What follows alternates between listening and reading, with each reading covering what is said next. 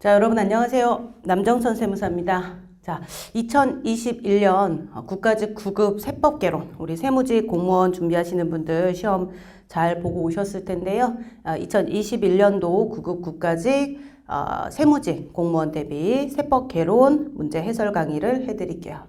일단 전체적인 총평을 말씀드릴게요. 2019년, 2020년 국가직 9급 문제가 정말 너무 풀어보신 분들 아시겠지만 진짜 무시무시하게 어려웠었죠.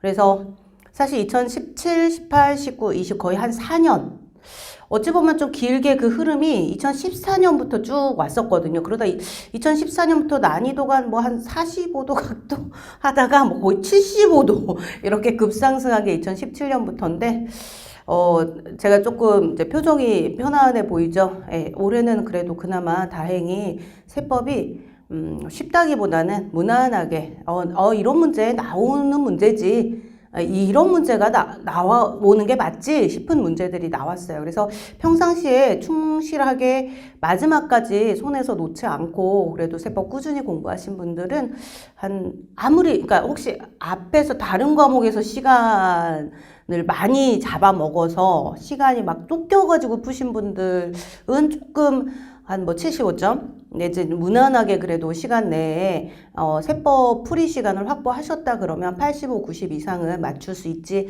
않았을까라고 생각되는 정도의 난이도입니다. 이건 사람에 따라 좀 달라요. 상황에 따라. 왜냐면 본인이 어느 그 기본 과목에 좀 더 중점을 둬서 준비를 하셨는지, 전체적으로 골고루 하셨는지, 세법을 좀 더 많이 하셨는지에 따라 다르기는 한데, 일단 세법을 전체적으로 좀 나름대로는 완성도 있게 공부를 하셨다 그러면 그래도 한 85, 90 이상은 점수를 얻으실 수 있지 않았을까. 다만 점수가 좀 낮으신 분들은 본인 대부분 몰라서 못 푼 게 아니고요. 앞에서 무슨 이제 국어, 영어, 국사 푸시다가 시간이 부족해서 뒷부분에서 거의 문제를 읽지도 못하고 찍고 이런 경우들이 있더라고요. 그건 너무 속상하고 안타까운 일인데 그래도 이제 무난하게 합격하실 거라고 생각됩니다. 전체적으로 문제 출제 비중이나 이런 거는요, 예상했던 대로 상속세, 증여세 는 안 나왔죠. 나왔죠. 나왔는데, 이제 기본적으로 이제 안 나왔죠. 그러니까 상속세, 증여세에서 좀 우리가 어렵게 생각하는 파트, 그런 파트들 안 나오고 가장 기본적인 영역 위주로 문제가 나왔고요. 아마 단원별 모의고사나 우리 종합 모의고사 문제집 푸시면서 답안지까지 쭉 읽으셨다 그러면 한 번씩은 봤던 문장들일 거예요. 전체적으로 이제 총평 자체는 그냥 평이한 문제들, 쉬운 문제도 좀 간간히 섞여 있고요. 너무 기본적인 문제들, 이런 문제 절대 틀리면 안 된다 하는 문제들 있죠. 예를 들어서 소득세법상 부당이익 계산 부인 규정 대상이 무엇인가 하면 네 가지 쭈르륵 나와야죠. 사업, 기타, 양도, 사업과 항상 세트로 가는 출자 공동사업자의 손익분배금, 그런 애들. 그래서 일단 그거를 골라내는 문제가 또 이렇게 구급 문제를 진작부터 줬으면 얼마나 좋아요. 근데 이제 선택 과목 끝나는 시점에 이렇게 하고 이제 내년부터는 이제 모두 다 전공이니까 당연히 세법은 선택이 아니고 무조건 봐야 되는 상황이라, 또 다행인 거는 이제 내년 이후에 시험 준비하시는 분들은 또 구급 문제를 앞으로는 확실히 선택 과목이 아니게 되고 조정 점수를 벗어나게 되면 그래도 나름대로는 무난하게 평상시에 충실히 공부하시면 90점 이상은 충분히 맞을 수 있게 문제를 내년도 이후에도 내지 않을까 싶어요. 그 상속세, 증여세가 좀 어려운 문제, 못 풀 만한 문제 이런 거는 아니고요. 가장 기본적인 유형의 문제가 나왔는데, 그래도 이제 아마 상증세는 몰라, 이거는 읽기만 해도 뭔 소리인지 모르겠어 하고 혹시 제꼈다 그래도 무난할 거라고 생각하고요. 소득세법에서 그 원천징수 관련해서 조금 특이한 지문이 하나 나왔어요. 굉장히 좀 디테일한 지문인데, 소득세는 원천징수가 워낙에 중요하다 보니까 원천징수 파트를 좀 어려운 파트를 많이 내긴 하거든요. 근데 보통 예전에는 7급에서 그랬었는데 이번에 그 전체적으로 어려운 문제가 어렵다라기보다 좀 풀기 힘들었을 거라고 예상되는 문제가 두 문제 정도인데, 상속세, 증여세는 쉽든 어렵든 여러분께서 좀 약간 그 마음에 부담이 있는 문제니까 그렇고요. 그거하고 소득세 문제 한 문제 정도 빼고서는요, 대체로 굉장히 좀 무난하게 문제를 풀었다라고 생각합니다. 생각합니다. 문제 풀 수 있었을 거라고 생각하고, 아, 이거 동형 모의고사 너무 어렵게 풀었나? 여러분 너무 고생시켰나? 좀 반성 좀 했어요. 근데 약간은 그래도 우리 수업 들으신 분들이 학생분들께서 뭐 90점, 뭐 95점. 근데 이제 선생님 제가 시간이 부족해서 좀 못 풀었어요. 근데 그래도 기본 문제는 다 맞추셔서 75, 80 이상. 그래도 어느 정도는 다 맞추신 것 같아서 마음 편하게 제가 좀 해설 강의 해드릴 수 있는 것 같아요. 자. 작년에 수업한 거 듣고 우리 그 학생들이 막 연락 왔었거든요. 합격자들이. 선생님, 분노의 해설 강의 잘 들었어요. 이러면서. 네, 올해는 분노 안 해요. 그냥 기분 좋게 강의합니다. 자, 2021년도 세법개론 9급 문제고요. 1번 갑니다. 자, 소득세법상 납세 의무에 대한 설명으로 옳지 않은 것은 이라고 되어 있습니다. 자, 이게 이제 그 납세 의무에 있어서 그 국세기본, 이거 항상 하는 거죠. 국세기본법의 연대납세 의무 중에 첫 번째가 공유물 공동사업, 그 다음에 공유물 공동사업에 대한 연대납세 의무, 분할합병에 대한 연대납세 의무, 신회사 설립에 대한 연대납세 의무가 있는데 국세기본법과 개별세법의 규정이 상충이 되며 뭘 따르죠? 개별세법을 따르죠. 근데 가장 대표적인 연대납세 의무의 특례가 공동사업에 대한 사업소득에 대한 소득세와 종합소득세와 양도소득에 대해서도 소득세법상 양도소득에 대한 공동소유자의 양도소득도 연대납세 의무의 예외사유에 해당되는 거 알고 계실 겁니다. 이거 뭐 항상 연습하는 문제죠. 자, 1번 주된 공동사업자에게 합산과세되는 경우 끊으세요. 손익분배 비율이 허위인 거예요. 그쵸? 자, 그 합산과세되는 소득금액에 대해서는 끊고 주된 공동사업자의 특수관계인은 자, 특수관계인 체크. 그러니까 주된 공동사업자가 일단 손익분배 비율이 정해져 있고 손익분배 비율이 다 다르다. 그러면 가장 손익분배 비율이 큰 공동사업자가 주된 공동사업자고요. 그 공동사업자에게 다른 특수관계인 거를 합산해서 과세를 하니까 그 합산과세 대상이 되는 그 특수관계인을 얘기하는 거고 손익분배 비율에 해당하는 자기의 소득금액을 한도로 주된 공동사업자와 연대하여 납부 의무를 지도록 하고 있고요. 자, 2번 외국법인의 국내 지점 또는 국내 영업소는 끊고요. 여러분 원천징수 한 소득세면 이미 급여 지급할 때 대한민국 세법에 의해서 소득세를 원천징수했어요. 그럼 세금을 갖고 있는 건데 그거를 납부할 의무가 있겠어요, 없겠어요? 당연히 납부할 의무가 있겠죠. 그래서 원천징수를 했다 그러면 그게 내국법인이건 외국법인이건 지점이건 본점이건 그리고 거주자건 비거주자건 남한테 돈 지급하면서 그 사람한테 세금을 걷었으면 반드시 다음 달 10일까지 또는 반기별 납부 대상자는 반기별로 납부할 의무가 있습니다. 자, 3번 공동으로 소유한 자산에 대한 양도소득 금액을 계산하는 경우에는 끊으시고요. 양도소득도 소득세죠. 소득세에 대해서는 이제 대표적으로 공동사업의 사업소득과 공동으로 생길 만한 게 이런 거밖에 없거든요. 공유물 공동사업자에서 공유물에 대해서는 양도소득세가 생길 수 있는데 그것도 연대납세 의무가 있다 없다? 없다로 가야 돼요. 그래서 여기서 공동으로 해당 자산을 공동으로 소유하는 거주자가 각각 납세 의무를 진다. 이렇게 해야지 연대 납세 의무를 진다. 그럼 틀려요. 되셨죠? 자, 그래서 3번이 틀렸고요. 자, 4번 피상속인의 소득금액에 대해서 과세하면 당연히 납세 의무가 승계가 될 거니까 상속인이 납세 의무를 지게 될 겁니다. 뭐 맨날 보는 지문들이죠. 새로운 지문 하나도 없습니다. 난이도로 치자면 상중, 하중에 제가 봤을 때는. 그 여러분도 쉽게 푸셨을 거예요. 1번 문제가 안 어려우면 상대적인 어떤 체감 난이도가 나름대로는 조금 편안하게 문제를 푸실 수 있는 난이도로 되거든요. 똑같은 문제라고 하더라도 만약에 상속세 증여세가 1번으로 갔다 그러면 뭐지? 이번에 어렵나? 이러고 약간 긴장한 상태로 봤으면 보일 문제도 안 보였을 건데요. 앞부분이 그래도 좀 평이하게 나와서 되게 이번에 좀 느낌 괜찮은데? 이러고 저도 풀었어요. 저도 풀고 채점을 했었는데 2번 갑니다.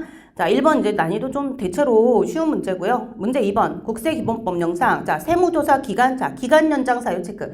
세무조사 기간을 연장할 수 있는 사유는요. 이거 세무조사 관련해서는 뭐 일일이 다 외울 수는 없는데 일단 제가 이거는 단원별 모의고사 문제집 이런 데에서 답안지로 계속 읽으시라고 했던 지문들 중에 하나일 거예요. 자, 우리 세무조사 기간의 연장 사유라고 하면 일단 세무조사를 지금 세무조사 자체를 연기하는 게 아니고요. 세무조사 기간 연장이다 그러면 더 많이 조사를 해야 되는 상황이니까 납세자가 성실하거나 불쌍한 경우예요? 아니면 불성실하다고 판단되는 경우예요? 불성실 판단이에요. 그래서 얘는 그냥 좀 읽으시면 나와요. 1번 보시면 납세자가 자 장부 서류 은닉 탈세범이죠. 장부 서류 은닉 자체가 탈세예요. 2번 거래처 조사, 거래처 현지 확인 또는 금융거래 현지 확인이 필요하다. 그러면 거래처 조사가 필요하면 당연히 기간 연장 가능합니다. 항상 이건 중복조사 가능한 사유에도 있죠. 3번 세금 탈루 혐의. 만약에 1번이 답이 세무조사 기간 연장 사유라고 판단된다면 3번은 거의 동급이잖아요. 하시고. 그럼 2번이 조금 여러 번 헷갈렸을 수 있는데 4번 가서 보시면 국외 자료의 수집 제출 또는 상호 합의 절차 개시에 따라 외국 과세기관과의 협의가 필요하다. 외국 과세기관과 협의가 뭐 하루 이틀에 끝나요. 세무조사 기간 뭐 20일에서 연장해봤자 얼마나 된다고? 이거는 말도 안 되는 소리예요. 국외 자료를 수집하기 위해서 세무조사 기간을 연장한다? 이건 너무 과도한 사유입니다. 그래서 동그라미 4번은 그냥 그리고 그 과세기관과의 협의가 필요한 거지 뭔가 납세자가 불성실하다 이런 느낌이 아니잖아요. 그래서 4번이 전혀 해당 사항 없는 내용이고요. 세무조사 기간 연장하는 사유에 이거 말고 또 뭐 있죠? 천재지변이나 노동쟁이로 지금 당장 천재지변이 생겼는데 세무조사 하겠다고 간다. 좀 너무 가혹하죠. 노동쟁이도 마찬가지. 그래서 천재지변 노동쟁이로 조사가 중단된 케이스라든가 또는 납세자 보호관이나 납세자 보호 담당관이 사실관계 확인을 위해서 좀 더 필요하다라고 인정을 했거나 또는 납세자, 세무조사를 받는 당사자인 납세자 스스로 세무조사 좀 길게 좀 더 조사해 주세요. 저는 결백해요. 뭐 이런 식으로 신청을 해가지고 납세자 보호관이 등이 이것을 인정해 준 경우, 그러니까 납세자 보호관 등이 인정하는 케이스, 신청해서 하든 아니면 그냥 직권으로 인정하든지 간에 그 케이스하고 천재지변 노동쟁이, 이건 좀 불가피한, 천재지변 노동쟁이는 불가피한 사유죠. 그래서 어찌됐건 세무조사 기간 연장 사유는요, 제가 수업할 때 항상 말씀드렸죠.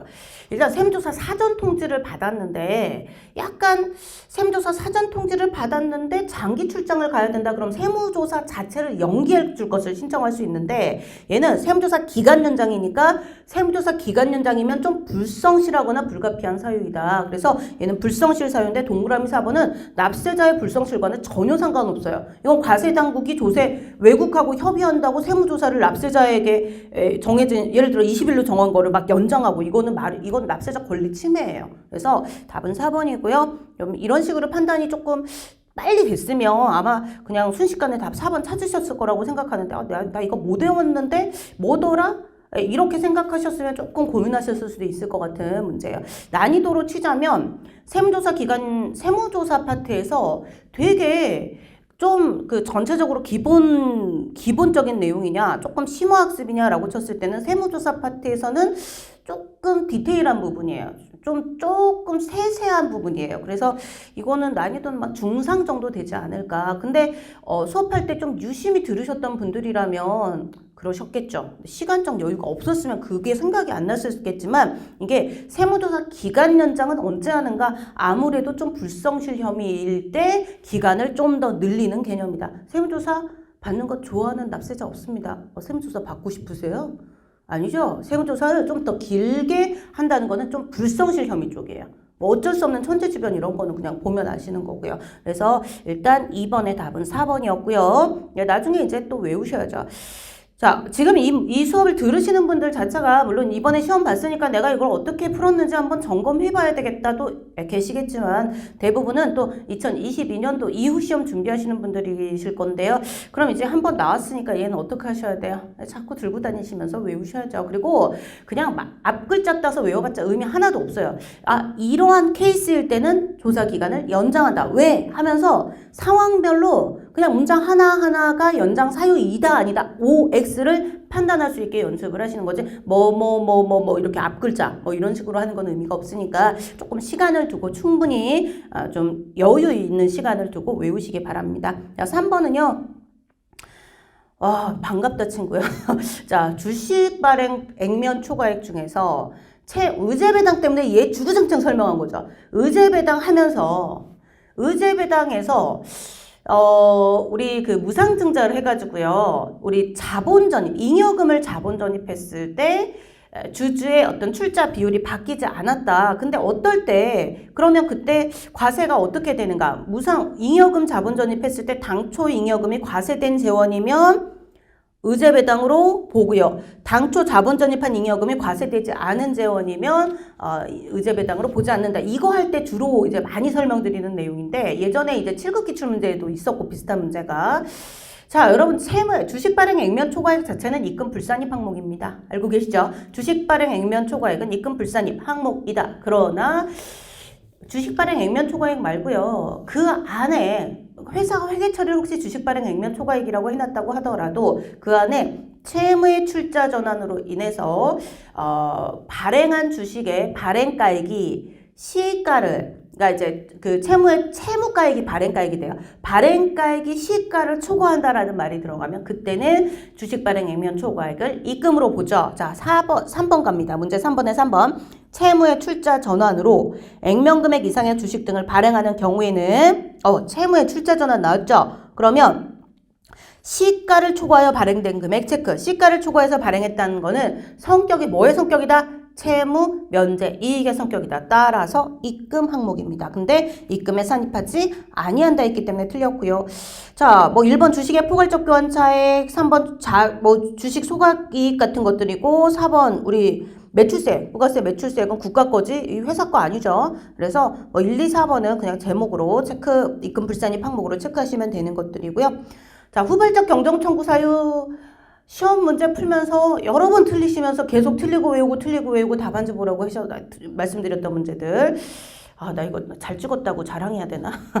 이런 문제 내는 거 사실 그렇게 원하지는 않는데 후발적 경정 청구 사유 7가지 반드시 외우라고 항상 말씀드렸죠. 문제 나왔습니다. 국세기본법 영상 후발적 사유에 의한 경정 청구에 대한 설명으로 옳지 않은 것은 자, 동그라미 1번 과세표준 신고서를 법정 신고 기한까지 제출한 자는 끊고 자, 후발적 경정 청구는요. 과세표준 신고서를 법정 신고 기한까지 제출한 자 또는 결정을 받은 자예요. 어찌됐건 그들은 소득이나 그 밖의 과세 물건의 귀속을 자 제3자에게로 변경시키는 귀속을 제3자에게로 변경 체크 그리고 결정 괄호 열고 결정 또는 경정 괄호 닫고 결정 경정을 우리 세법 공부하시는 분들은 뭐라고 읽죠? 결정 경정이라 함은 세무조사를 의미합니다. 그러면 자 결정 또는 경정이 있을 때 세무조사를 통해서 과세 물건 후 과세 대상 자체의 귀속을 제3자로 변경시켰다. 그러면 내 거는 아니란 얘기죠. 그러면 제 것도 줄여줘야 되는데 과세 당국이 그걸 안 줄여주면 저기요 제 거는 줄여주셔야죠 라고 청구할 수 있겠죠. 후발적 경정 청구 사유 맞잖아요. 지금 이거는 이해하고 말고의 문제가 아니에요. 외워져 있어야 돼요. 그래서 워낙에 많이 보던 지문이잖아요. 얘는 후발적 경정 청구 사유에 해당된다. 그리고 뭐 2번, 3번 읽으시고요. 자, 동그라미 4번 후발적 사유가 발생했을 때는 안날부터 3개월 내에 결정 또는 경정이 항상 경정 청구라고 줄여 부르는 게 결정 또는 경정의 청구라고 말씀드렸습니다. 맞고 문제 5번 이것도 단순함기 문제. 이것도 난이도가 사실은 우리가 납세 의무 성립과 확정을 동시에 하는 항목 5개 항상 원래 4개였다가 2020년에 납부지원 가산세 규정이 좀 정비가 되면서 납부지원 가산세 중에서 고지서상의 납부기한 지난 후에 붙는 가산세는 하나 추가가 됐잖아요. 그래서 5개잖아요. 그래서 우리 납세의무 성립과 동시에 확정되는 거. 그래서 여러분 가장 대표적인 게 그 디귿과 미음을 비교하시면 중간연합하는 법인세는 납세의무 성립과 동시에 확정이지만 중간연합하는 소득세는 아니다. 그러면 디귿은 들어가고 미음은 없어야 돼요. 그러면 3번, 4번에서 미음을 지워버리시고 디귿이 둘 다 들어갔으니까 1번, 2번을 비교할 때 니은하고 디귿이 있죠. 그러면 시험 문제 풀 때 기억하고 리을을 봤었어야 돼요. 기억 뭐죠? 예정신고 납부하는 소득세. 여러분 예정신고 납부했다. 신고서를 제출했다는 것 자체가 특별한 절차예요. 신고서 제출이나 정부의 고지서에 적는 금액 결정, 정부의 결정은 고지서거든요. 그러면 그러한 경우에는 반드시 어떤 확정 절차를 거친 거예요. 그래서 예정신고 납부하는 소득세는 예정신고는 얘가 이제 그 납세조합징수랑 예정신고 납부하는 소득세가 성립 시기가 좀 특이했죠. 언제? 소득이 발생한 달에 말일. 하지만 예정신고는 우리 성립과 동시에 확정 규정이 없습니다. 중간연합하는 법인세 하나만 있는 거고요. 그래서 일단 이건 뭐 외워갖고 하는 거니까 뭐 제가 뭐 특별히 다른 설명은 드릴 거 없지만 문제를 푸실 때 기역, 니은, 디귿, 리을, 미음으로 하셨을 때는 만약에 지금 시간이 없어서 너무 급하다 그러면 일단 딱 봤을 때 쑥 이렇게 위에서 쭉 스캔해서 보니까 디귿하고 미음이 보이잖아요. 그러면 성립과 동시에 확정해서 법인세는 중간연합 법인세는 들어가고 중간연합 소득세는 아니다. 이거 항상 비교하잖아요. 그래서 왜냐면 소득세는 고지해야 되니까. 그래서 일단 디귿을 넣고 미음을 빼야 된다라는 걸 알고 있는 상태에서 3, 4 지우시고 1, 2를 비교해가지고 1, 2에서 차이가 나는 걸 가지고 찾으시는 거예요. 되셨죠? 자, 그래서 5번은 답은 2번이고요. 자, 6번이 별표 3개짜리. 이게 이제 난이도가 조금 여러분 이제 공부하실 때 이 문제가요. 지금 현재 6번이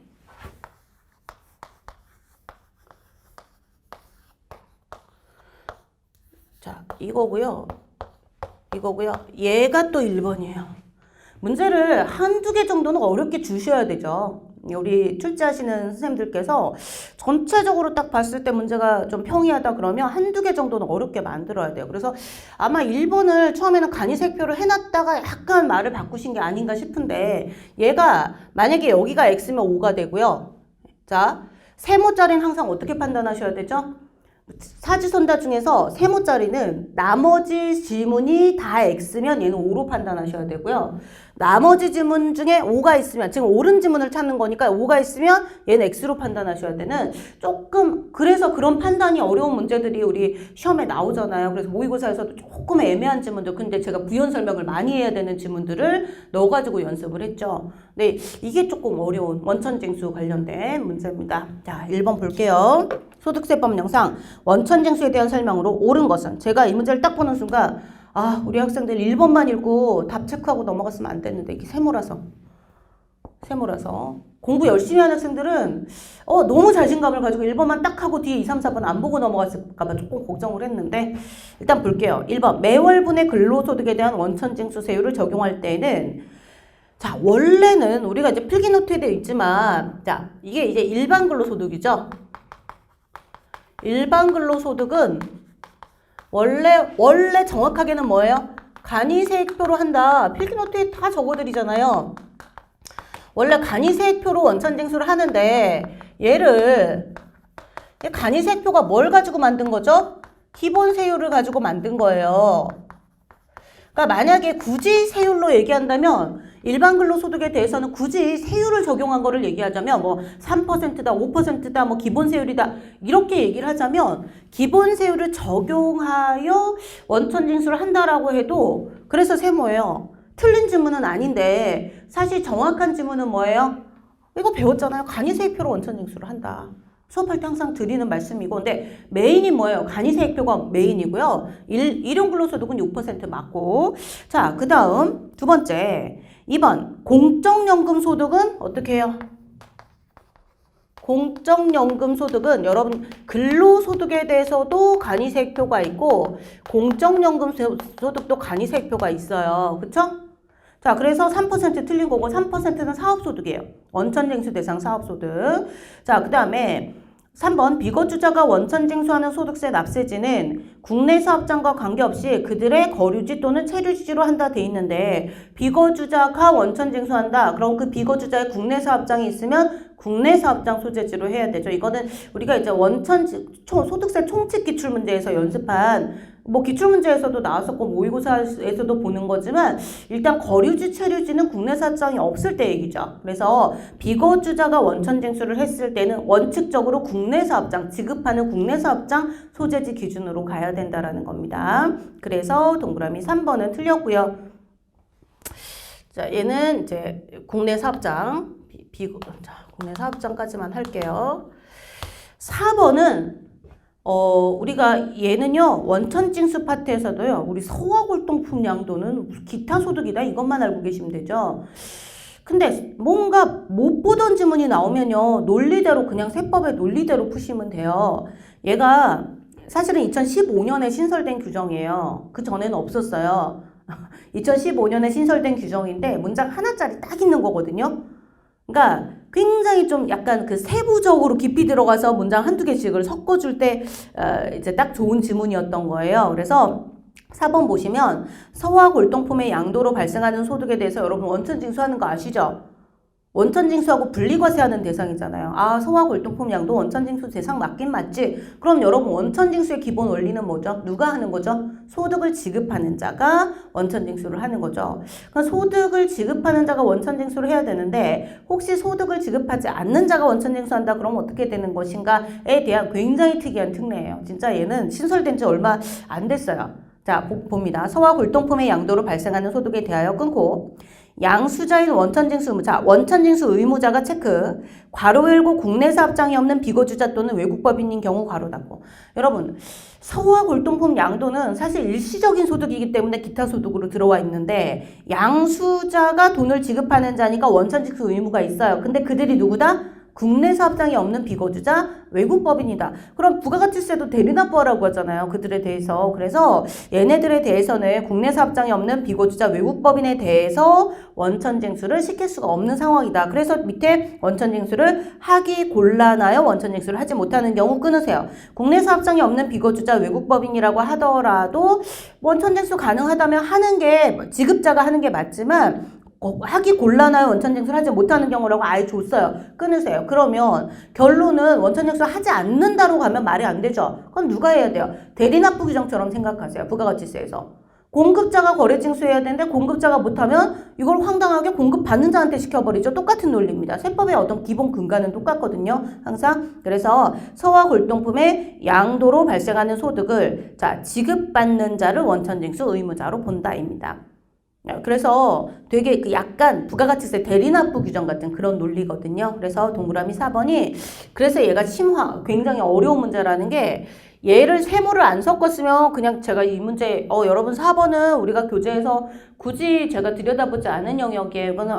이거는 이런 것까지 하려면 실무서적 가야 돼요. 실무서적에서도 거의 없어요. 그러니까 되게 어려운 지문을 옳은 지문으로 내시면서 1번을 정확하게 법조문으로 하면 간이세액표가 맞으니까 그냥 기본 세율로 한다라고 했을 때는 세모가 될 수 있다라는 거죠. 그래서 4번이 5에 해당하는 지문이고요. 정확하게 법조문 그대로 토시 하나 안 틀리게 그대로 넣어놨고요. 그리고 일반 근로소득에 대해서는 조금 변형을 해가지고 지문을 내놨는데 이게 간이세액표라는 게 간이세액표가 사실은 정확하게 말하려면 기본세율을 적용하여 만든 간이세액표로 원천징수한다 해야 정확한 문장이거든요. 그래서 동그라미 1번 매월분의 근로소득에 대한 원천징수 보세요. 세율을 적용할 때에는 기본세율을 그냥 적용한다 그러면 안 되고 기본세율을 적용한 간이세액표를 적용한다. 이렇게 나와야 진짜 정확한 지문이라서 이 간이세액표가 빠져서 틀린 지문으로 볼 수밖에 없습니다. 왜냐하면 4번이 정확하게 올바른 지문이니까.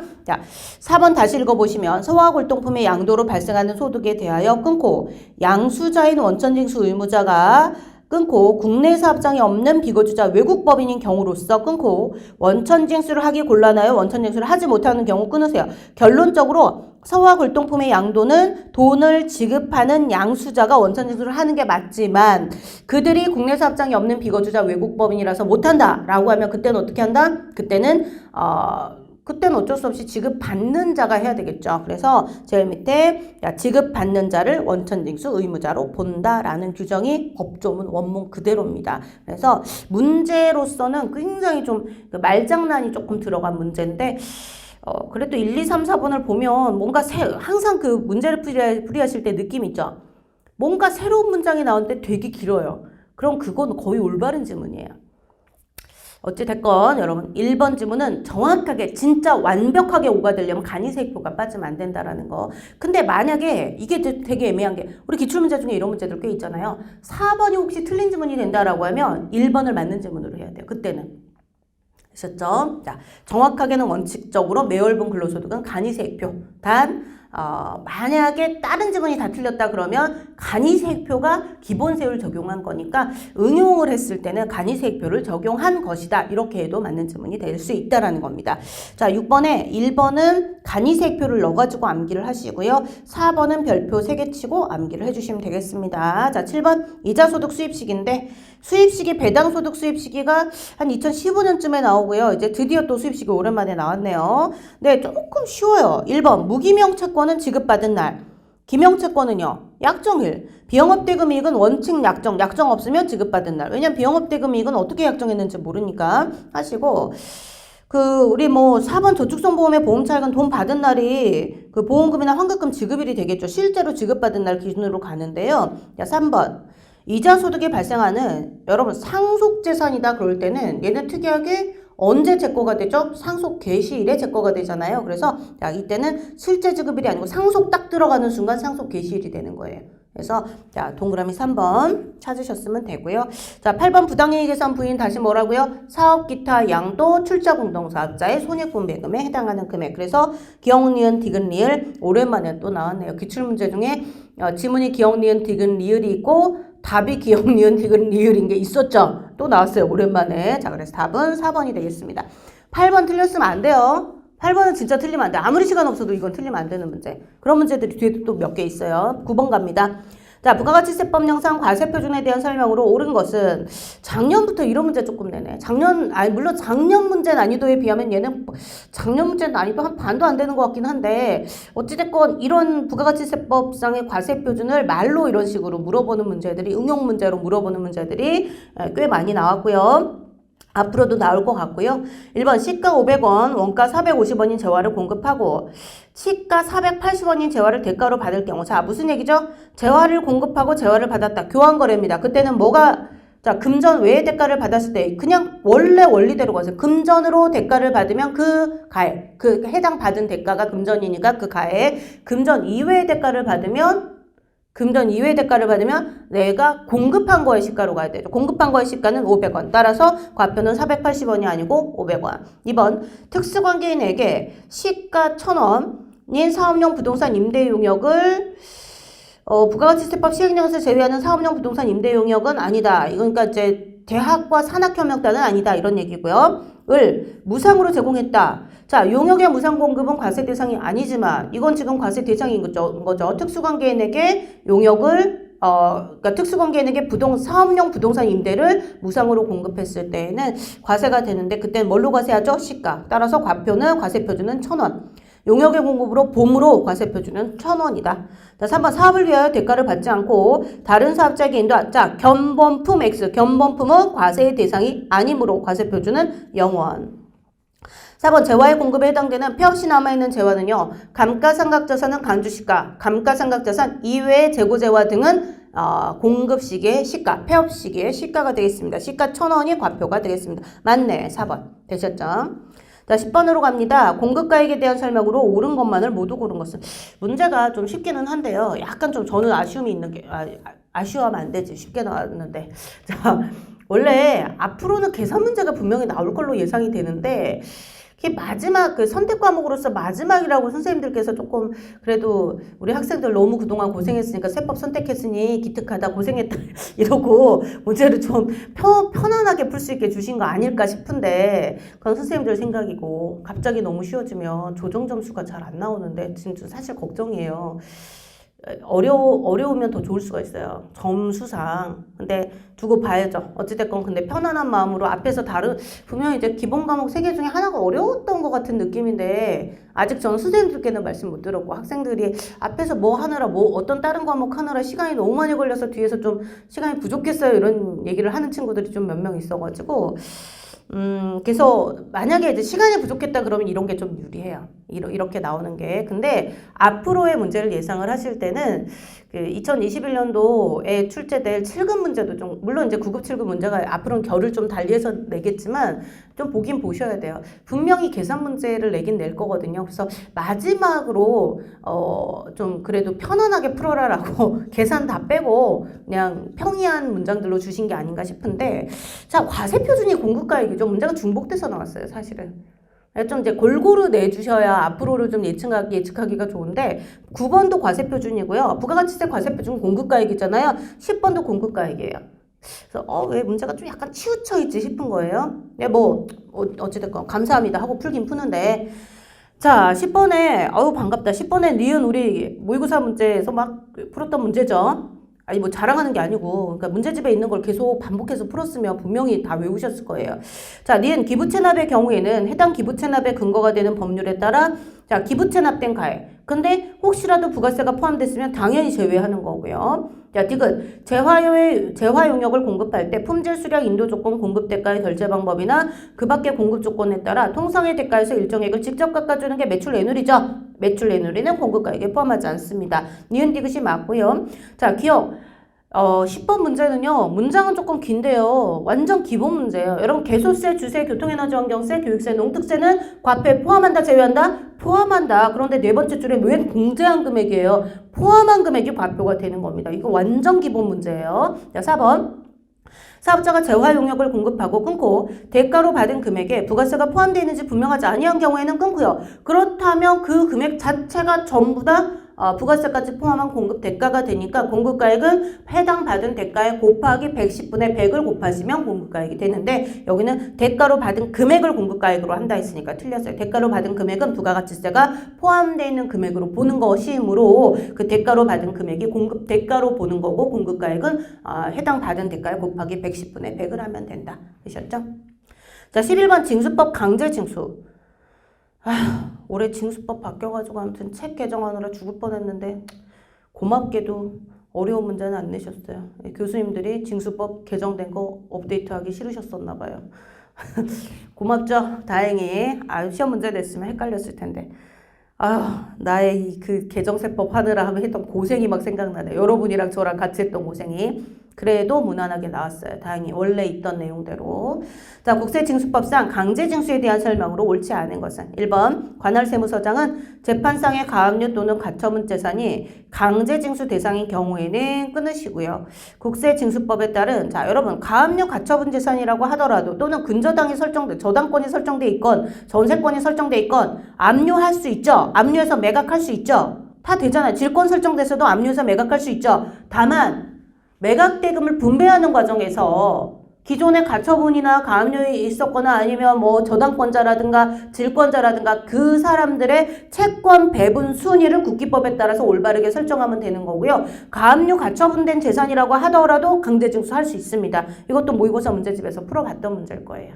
그래서 보시고 2번, 3번, 4번은 워낙에 맨날 보는 내용이고 새로운 거 없으니까 그냥 넘어갑니다. 자, 12번 징수법상 압류에 대한 설명으로 옳지 않은 것은 이건 자, 감사합니다. 자, 2번 세무공무원은 재산을 압류하기 위하여 필요한 경우 체납자의 주거 등의 폐쇄된 문금고기구를 열게 할 수 있고 만약에 열어달라고 요청했는데 안 열어주시면 열쇠 수리공 불러서 따버리면 된다고 그랬죠. 직접 열 수 있다고 그랬어요. 그리고 제3자가 혹시 체납자의 재산을 은닉한 혐의가 있을 때도 제3자의 가옥을 수색할 수도 있고 그 사람한테 문을 열라고 할 수도 있고 혹시 문을 안 열어주면 문을 직접 열 수도 있어요. 그걸 못하면 압류를 못하는 거죠. 그쵸? 자, 그래서 나머지 수색과 관련된 내용들 새로운 게 하나도 없어요. 그래서 일단 동그라미 2번이 직접 열 수 있다.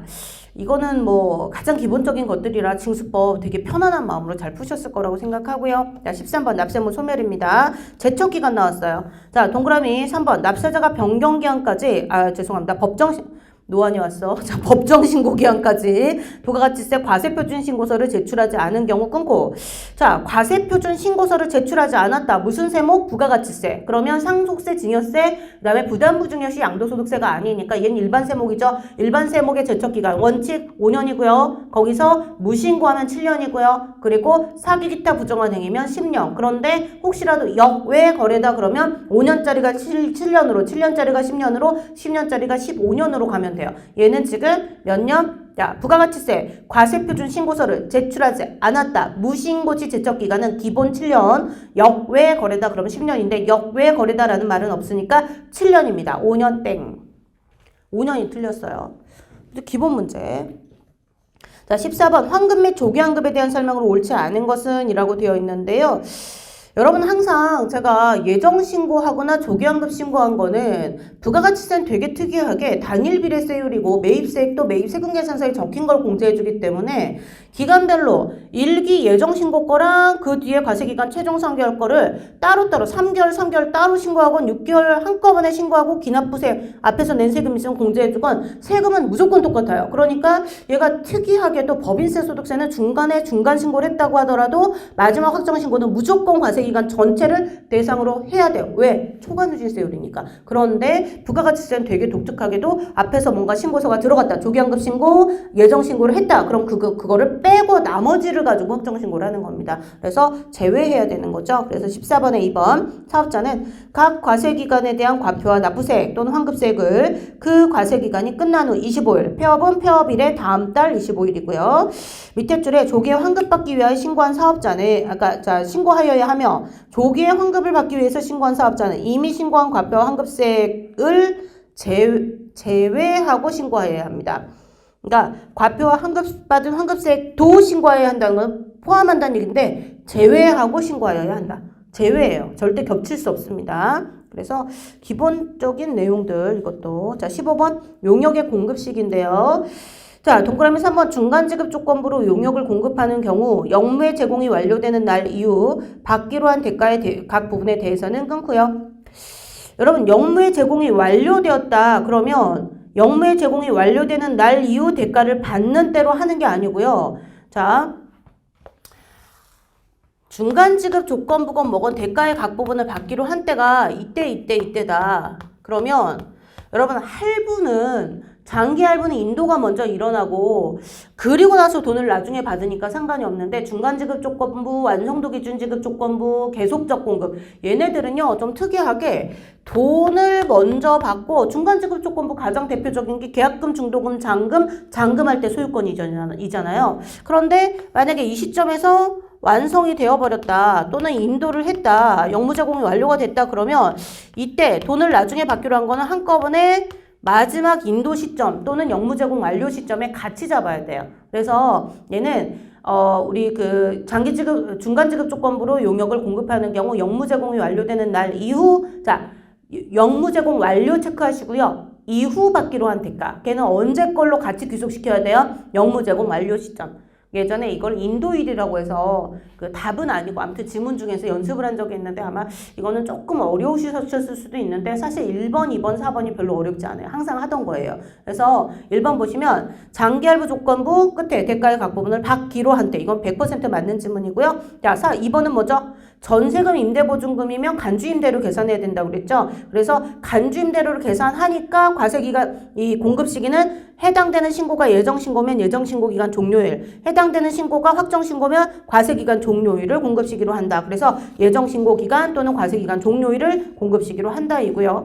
마찬가지 4번 헬스클럽장 등에서 선불로 한꺼번에 두 과세기간 이상에 걸친 거를 한 번에 받았다 그러면 얘도 계산을 해야 되니까 예정신고기간 또는 과세기간 종료일로 한다. 3번이 조금 어려우셨어도 얘는 특이한 건 거 분명히 아실 거고요. 1번, 2번, 4번이 항상 보는 지문이어서 3번 지문 어렵지 않게 찾으실 수 있었을 거라고 생각돼요. 자, 16번 상속세 증여세법상 상속재산인데요. 여러분 딱 보세요. 동그라미 1번에 국민연금법에 따라 지급되는 유족연금이죠. 국민연금법에 따라 지급받는 유족연금이라고 법에 근거해서 받는 유족연금은 말 그대로 유족이 받는 거니까 국민연금에 가입하신 분이 사망하신 거예요. 그래서 그 유족이 받는 거예요. 얘는 비과세 대상입니다. 아니 비과세라기보다 상속재산 자체로 보지 않습니다. 상속세 과세 대상에 포함되지 않습니다. 그래서 상속재산에 포함되지 않는 거고요. 자 2번 자 상속인이 신탁으로 인하여 타인으로부터 신탁의 이익을 받을 권리를 소유하고 있는 경우 끊고요. 자 신탁의 이익도 당연히 상속재산에 포함하는 거예요. 이거 이제 모의고사로 연습하셨을 건데 자 3번 피상속인의 사망으로 인하여 받는 생명보험의 보험금 여러분 이 생명보험의 보험금이 상속세 과세 대상에 포함되기 때문에 물론 조건은 있어요. 각종 법정 조건은 지켜야죠. 피상속인이 불입을 해가지고 사망을 원인으로 혜택을 상속인이 받아야 돼요. 그런 이런저러한 조건들이 들어가긴 하는데 어찌됐건 얘가 상속재산으로 보고 상속세 과세를 하기 때문에 그래서 우리가 국기법에 따른 납세무 승계, 상속으로 인한 납세무 승계 규정에서 상속인이 보험금 수령했을 때 상속포기자가 보험금 수령해도 그 보험금 수령액이 상속세 과세 대상이라며 어떻게 한다?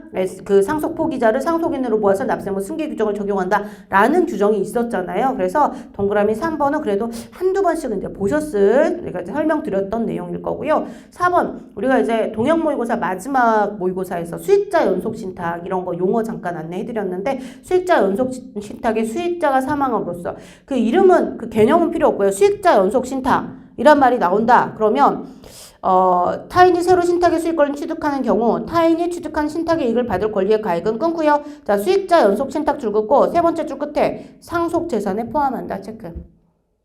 수익자 연속 신탁이 이거 올해 개정세법입니다.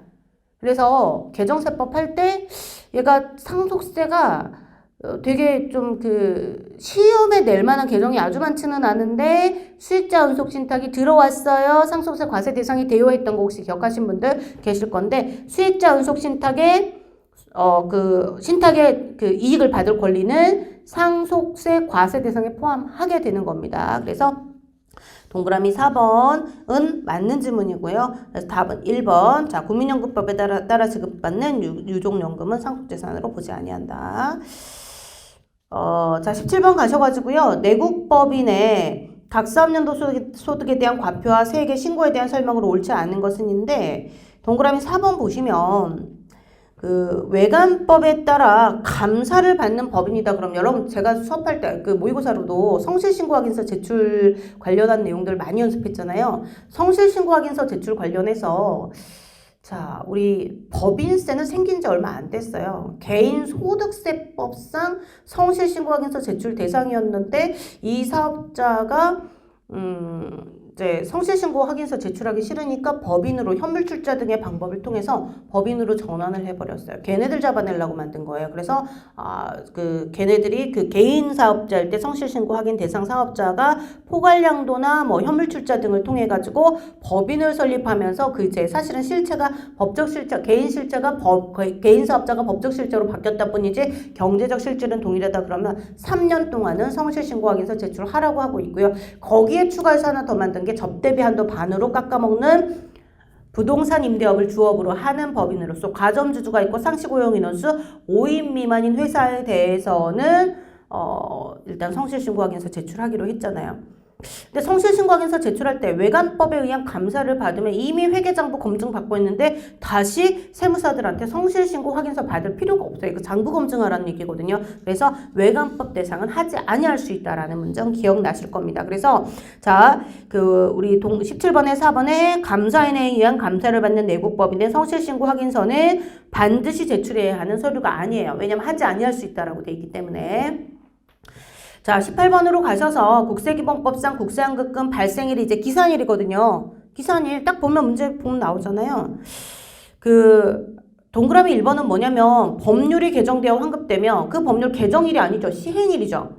이거 기산일 연습하셨었잖아요. 시행일이 되는 거고요. 그래서 1번이 틀린 지문이고. 자, 만약에 그 근데 2, 3, 4가 어려워요. 1번은 많이 봤던 거고. 2번, 원천징수무자가 원천징수하여 납부한 세액을 밑에 경정청구에 따라 환급했다. 그러면 언제부터 그 이자를 카운트를 기산을 하느냐. 원천징수세 납부기 한 만료일의 다음 날부터 기산을 합니다. 납부기한이, 원천징수세액 납부기한이 그 원천징수한 달에 다음 달 10일이잖아요. 예, 그거에 대한 거 환급금은 그 다음 날부터 카운트한다. 기산일은 법에 정해진 날의 다음 날부터니까.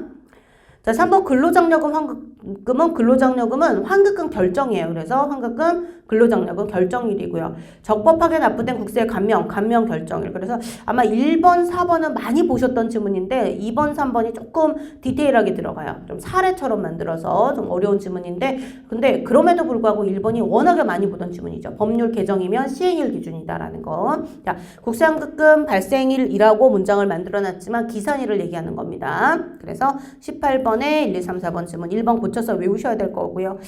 자, 여러분 19번 가셔서 소득처분을 얘기할 때 우리가 이제 법인세 제일 처음 하실 때 세무조정, 입금산입, 송금산입, 입금불산입, 송금불산입에 세무조정을 하면 무조건 소득처분을 해야 된다. 따라서 내국법인도 우리 각 사업연도 소득에 대한 법인세는 내국법인이건 외국법인이건 비영리법인이건 영리법인이건 일단 범위의 제한은 있지만 국가, 지자체, 지자체조합을 제외한 나머지는 전부 다 각 사업연도 소득에 대한 사업연도별 종합과세하는 그 법인세를 내잖아요. 그거 할 때는 반드시 세무조정을 하게 돼 있는 거예요. 그러면 세무조정을 한다 그러면 내국법인이건 세무조정이 있으면 소득처분은 무조건 와야 되니까 내국법인도 세무조정하는 거고 외국법인도 세무조정하는 거고 자, 우리 영리법인, 비영리법인도 세무조정을 하는 거죠. 비영리법인도 수익사업에 대해서 우리가 이제 그 뭐 이자처럼 별도로 분리과세처럼 하는 거 경우가 아니면 양도나 이자처럼 이렇게 가는 경우 아니면 일반적으로 뭐 제조업이나 도매업 같은 거 영위한다 그러면 당연히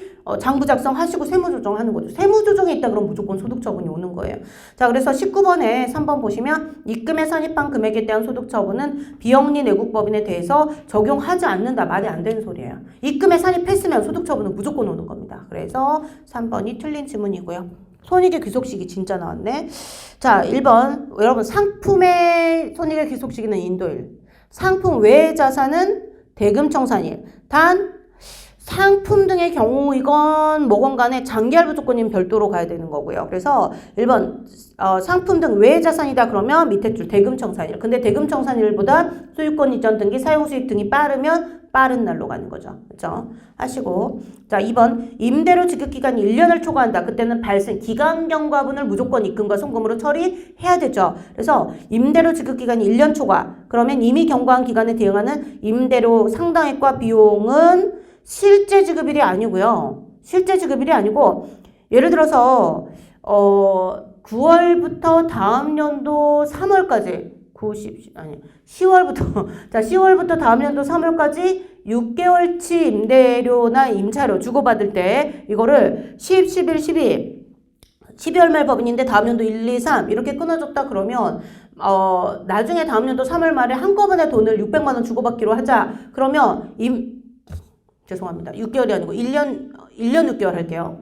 그러니까 이번 연도 9월부터 아니 10월 말부터 제가 왜 자꾸 9월이래. 이번 연도 10월 1일부터 다음 연도 3월 말까지 그러면 1년 6개월 되거든요. 그럼 1년 6개월 동안 거는 어떻게 하는가? 무조건 이번 연도 3개월, 다음 연도 12달, 그 다음 연도 3개월로 무조건 기간 경과로 끊어야 돼요. 근데 만약에 그렇게 했을 때 한꺼번에 선불로 16개월 거를 받기로 했다. 또는 나중에 한꺼번에 받기로 했다. 돈 받기로 한 시점이 아니고 무조건 기간 경과분으로 따로따로 끊어줘야 돼요. 그래서 따로따로 연도별로 손익을 구분을 해줘야 되는데 실제 지급일이 아니고요. 이미 경과한 기간에 대응하는 임대료 상당액과 비용은 각각에 대응되는 기간에 입금과 송금으로 해야 된다. 이렇게 바꾸셔야 되죠.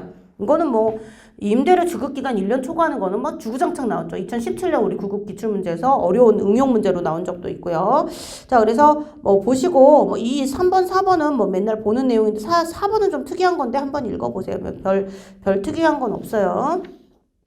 자, 우리 2019년 말고 나 왜 갑자기 과거로 돌아갔지?